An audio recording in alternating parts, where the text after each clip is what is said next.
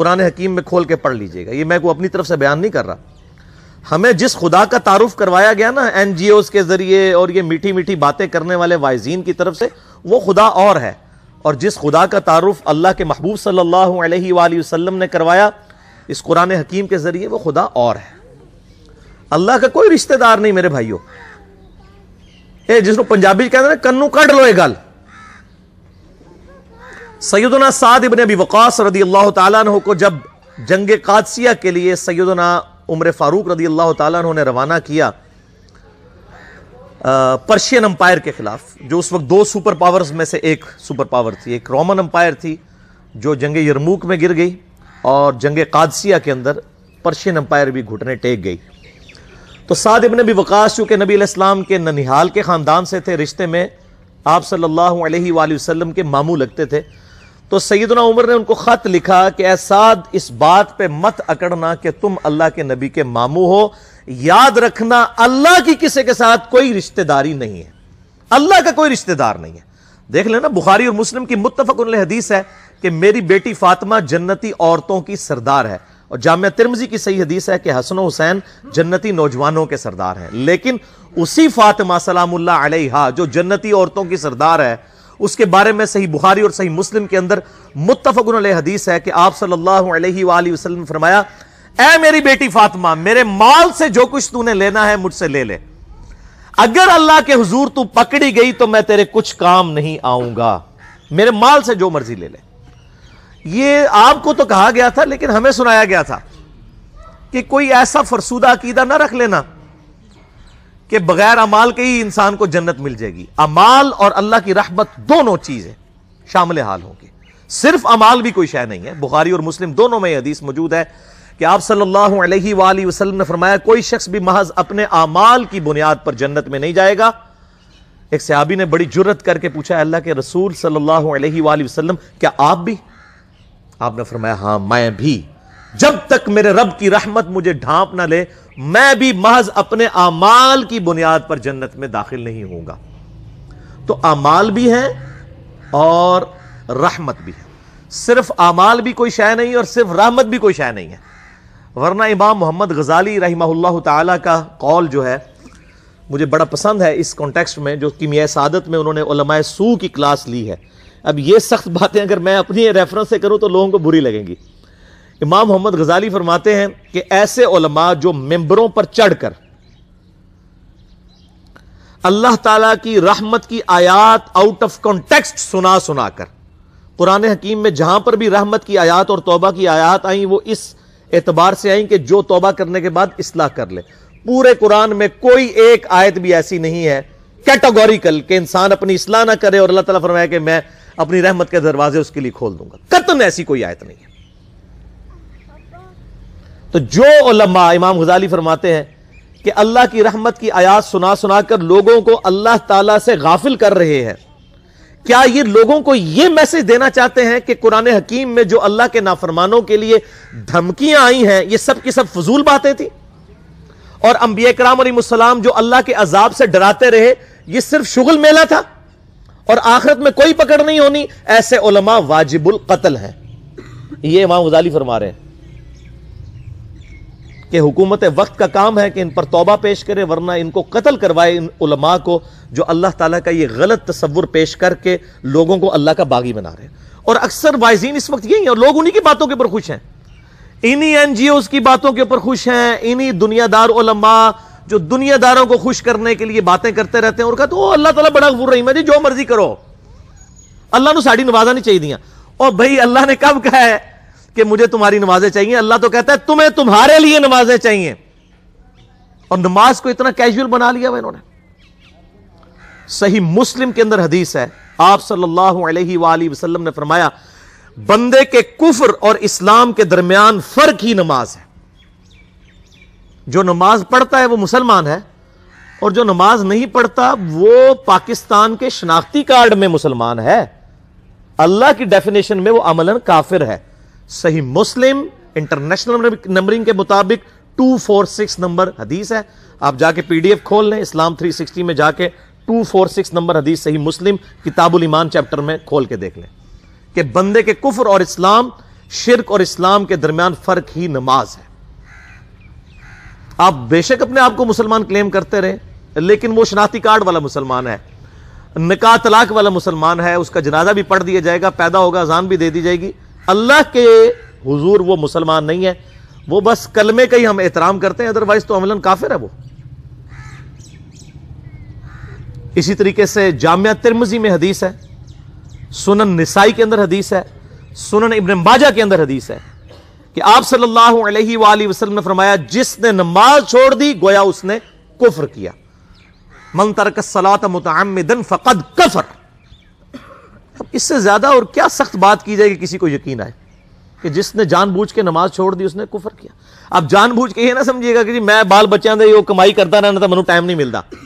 جان بوجھ کی ڈیفینیشن بھی نبی علیہ السلام نے بخاری اور مسلم میں موجود ہے کہ اگر کوئی شخص بے ہوش ہو جاتا ہے یا سویا رہ جاتا ہے، یہ دو آپشنز ہیں، یا تیسرا آپشن ہے وہ بھول جاتا ہے، تو جیسے یاد آئے اسی وقت وہ والی نماز پڑھ لے۔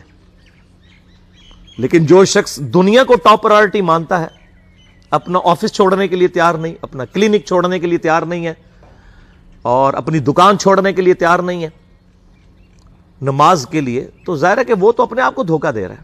اللہ تعالیٰ تو اپنے معاملات کے اندر بالکل سٹریٹ فارورڈ ہے، بالکل یہ ذہن میں رکھ لیں۔ جامعہ ترمذی میں صحیح سند کے ساتھ موجود ہے، عبداللہ بن شفیق تابعی رحمہ اللہ تعالیٰ کہتے ہیں کہ صحابہ کرام علیہم رضوان صرف نماز کے چھوڑنے کو ہی اعمال میں سے کفر سمجھتے تھے، یعنی وہ کسی کو نماز پڑھتا ہوا دیکھتے تھے تو کہتے تھے یہ مسلمان ہے، اور کسی کو نماز پڑھتا ہوا نہیں دیکھتے تھے تو وہ کہتے تھے یہ کافر ہے۔ یہ جامعہ ترمذی ہے، یہ کوئی سٹوری بک نہیں میں سنا رہا آپ کو۔ مسند احمد میں صحیح سند کے ساتھ حدیث ہے، نبی صلی اللہ علیہ وآلہ وسلم نے معاذ ابن جبل سے فرمایا معاذ اللہ کے ساتھ کسی کو شریک نہ ٹھہرانا، خواہ تمہارے ٹکڑے ٹکڑے کر دیے جائیں، تمہیں سولی پہ چڑھا دیا جائے، تمہیں آگ میں جلا دیا جائے، اللہ کے ساتھ کسی کو شریک نہ ٹھہرانا، اور معاذ نماز بھی نہ چھوڑنا، کیونکہ جس نے نماز چھوڑ دی اللہ تعالیٰ کے ذمہ کرم سے وہ نکل گیا، اللہ کے حضور اس کے لیے کوئی حصہ نہیں ہے جس نے نماز چھوڑ دی۔ کتنا کرٹیکل ایشو ہے۔ اور اسی طریقے سے مسند احمد میں ہی ایک اور حدیث ہے کہ آپ صلی اللہ علیہ وآلہ وسلم نے فرمایا جس شخص نے اپنی زندگی میں نماز کی حفاظت کی، قیامت والے دن وہ نماز اس کے لیے نور ہوگی، نجات ہوگی، اور اس کے حق میں دلیل ہوگی، اور جس نے نمازوں کی حفاظت نہیں کی اس کے لیے قیامت والے دن کوئی نجات، کوئی نور اور کوئی دلیل نہیں ہوگی، الٹا اس کا حشر قارون، فرعون اور ابی ابن خلف کے ساتھ ہوگا والعیاذ باللہ تعالی۔ یہاں تو ہم کہہ دیتے ہیں یا اللہ جو کچھ بھی ہے تیرے محبوب کی امت سے ہے، یعنی یا اللہ ہم نے تو اپنی اصلاح کوئی نہیں کرنی، ہمیں اسی طریقے سے ہی قبول کر لیں والعیاذ باللہ تعالی۔ اور کچھ ویسے علماء کا بھی اس میں بڑا برا کردار ہے کہ انہوں نے نماز کو بھی اتنا مشکل فرض بنا کے پیش کیا ہے کہ ایک عام آدمی کے لیے، اور جو دنیاوی معاملات کے اندر بھی انوالو ہے، اور کسی ایسی عورت کے لیے جس کے کئی بچے ہیں، مطلب اس روٹین کے اندر اس نماز کو مینج کرنا مشکل ہو جاتا ہے۔ ہمیں تو عشاء کی صرف 17 رکعتیں بتا دی گئی ہیں، حالانکہ 24 گھنٹے کے اندر ٹوٹل نماز کی رکعتیں 17 ہیں جن کی اکاؤنٹیبلٹی ہے۔ اور میں یہ بڑے یعنی وثوق کے ساتھ ایک ذمہ دار مبلغ کی حیثیت سے یہ بات کر رہا ہوں۔ آپ صحیح بخاری اور صحیح مسلم کھول کے دیکھ لیں، فرض نمازوں کی تعداد جو ہے وہ 5 آئی ہے، اور ان کی رکعتوں کی تعداد بھی بیان ہو گئی ہے۔ فجر کے 2 فرض، ظہر کے 4 فرض، عصر کے 4، مغرب کے 3 اور عشاء کے 4، اور سفر میں سارے 2 فرض ہیں، مغرب کے 3 ہیں۔ یہ ٹوٹل 17 رکھتے ہیں جن کی اکاؤنٹیبلٹی ہے۔ باقی جنہ گڑ پاؤ گے انہ میٹھا، وہ ساری نفلی عبادت ہے۔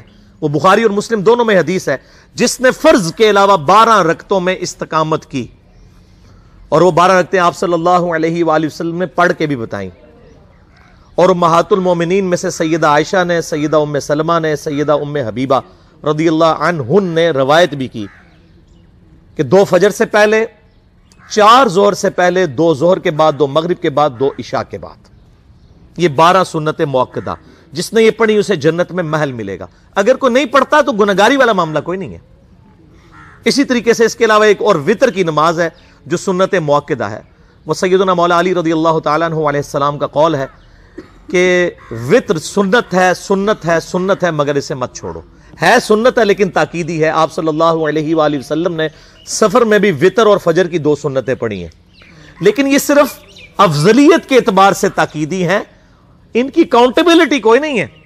البتہ یہ ضرور ہے، سنن ابی داؤد میں ایک حدیث ہے کہ جس کی قیامت والے دن فرضوں میں کوتاہی نکل آئے گی تو اللہ تعالیٰ فرمائے گا میرے بندوں کی جو نفلی اور سنت عبادت ہے اس کو تول لو اور فرضوں کے ایکویلنٹ قبول کر لو۔ تو آپ اگر یعنی سنتیں پڑھیں گے تو اس کے ایکویلنٹ نفلوں کی کوتاہی پوری ہو جائے گی، ادروائز اکاؤنٹیبلٹی اس کی کوئی نہیں ہے، یہ ذہن میں رکھیے گا۔ صحیح بخاری اور مسلم دونوں میں حدیث موجود ہے، ایک صحابی آئے، انہوں نے کہا یا رسول اللہ صلی اللہ علیہ وآلہ وسلم میں جنت میں جانا چاہتا ہوں، مجھے کوئی شارٹ کٹ بتا دیں۔ آپ صلی اللہ علیہ وآلہ وسلم نے فرمایا اسلام لانے کے بعد نماز، فرض نماز کو قائم رکھ، پھر فرمایا فرض زکوٰۃ ادا کر، فرض روزے دے، روزے جو ہیں وہ ان کو ادا کر اور روزے رکھ۔ حج اس وقت فرض نہیں ہوا تھا، وہ زندگی میں ایک بار ہے۔ تو اس نے کہا یا رسول اللہ صلی اللہ علیہ وآلہ وسلم جتنا آپ نے مجھے بتایا نہ میں اس میں ایڈ کروں گا نہ اس میں سے کوئی چیز مائنس کروں گا، اور یہ کہہ کے وہ چلا گیا۔ آپ صلی اللہ علیہ وآلہ وسلم نے فرمایا اگر کسی نے کسی جنتی شخص کو دیکھنا ہے تو اس کو دیکھ لو، جو یہ کہہ کے گیا کہ میں فرض نماز سے زیادہ کوئی نماز نہیں پڑھوں گا، صرف فرض روزے ہی رکھوں گا، فرض زکوٰۃ ہی دوں گا۔ اب روزہ اور زکوٰۃ میں تو ہمارے علماء کو اور عام پبلک کو بھی جو دیندار لوگ ہیں ان کو ہضم ہوتی ہے کہ کوئی شخص یہ نہیں کہتا کہ بھئی پیر اور جمعرات کا روزہ، صحیح مسلم میں حدیث ہے کہ آپ صلی اللہ علیہ وآلہ وسلم کے نفلی روزوں کی یہ روٹین تھی۔ کوئی آپ کو یہ نہیں کہے گا کہ جس نے جمعرات اور پیر کا روزہ نہ رکھا اس کے رمضان کے روزے ہی قبول نہیں ہوں گے، کوئی کہتا ہے؟ کیونکہ ان کو پتہ وہ نفلی ہے۔ اسی طریقے سے زکوٰۃ تو صرف 2.5% ہے نا، باقی تو نفلی صدقات ہیں جتنے مرضی دیں۔ کوئی شخص نہیں کہتا کہ نفلی صدقہ نہ دیا تو آپ کی زکوٰۃ بھی قبول نہیں ہوگی، الٹا یہ کہتے ہیں او بس جی زکوٰۃ دے لو تو باقی سارا مال پاک ہے۔ لیکن جب فرض نماز کی باری آتی ہے تو اس وقت وہ 12 رکھتے ہیں بھی، سنت موقع بیچ میں گھسیٹ دیتے ہیں، وہ بھی صرف فضیلت ہے۔ ٹوٹل 17 رکھتے ہیں، 2 فجر کی، 4 ظہر، 4 عصر، 3 مغرب، 4 عشاء۔